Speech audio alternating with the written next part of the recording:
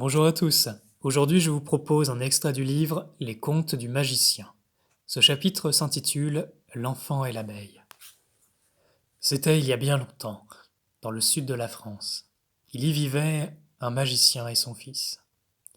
Un jour, alors qu'ils marchaient dans la forêt, ils entendirent des bourdonnements.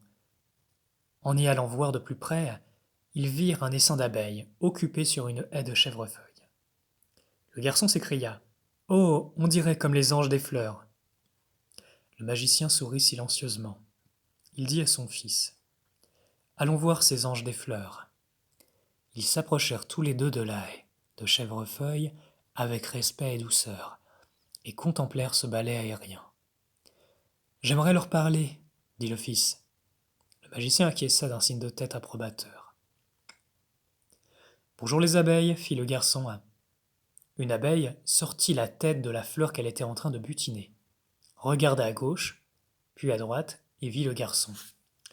Bonjour, dit l'abeille. Le garçon était très heureux de discuter avec ce petit ange butineur. Il lui demanda: Que fais-tu? Je butine, répond l'abeille. Pourquoi butines-tu?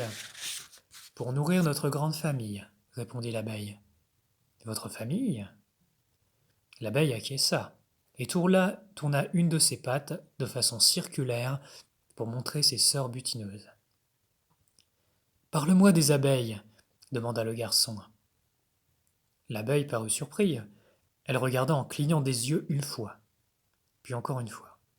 Après un court silence, elle prit une grande inspiration et expliqua: Nous sommes les abeilles. Nous sommes une grande famille. Nous avons toutes la même mère et œuvrons ensemble en coopération pour notre grande famille. En coopération? Demanda le garçon. Oui, dit l'abeille. Nous coopérons entre nous et avec les fleurs qui aiment se faire pelotonner par nos petites pattes expertes. Elles nous offrent leur pollen pour que nous puissions nourrir notre grande famille. Les autres abeilles s'étaient arrêtées de butiner et écoutaient avec le garçon et le magicien le récit de leur sœur.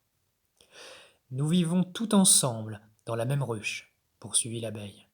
Notre reine pond des œufs et fait grandir notre famille tous les jours.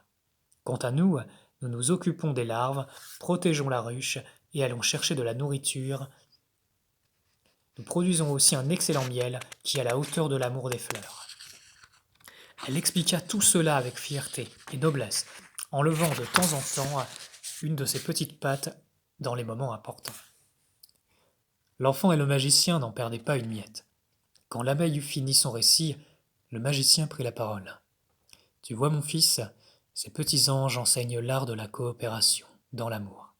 Elles sont toutes sœurs, et ce que fait l'une, c'est pour toutes qu'elles le font.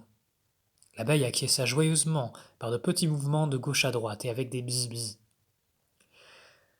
La vie, c'est la coopération, mon fils. Tout coopère avec tout. Seuls nous ne pouvons vivre indéfiniment. La coopération intelligente dans l'amour est la clé de l'évolution.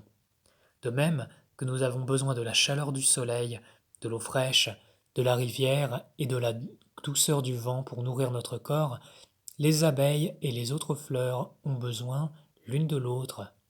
L'un n'existe pas sans l'autre. Le garçon plongea dans une profonde réflexion intérieure.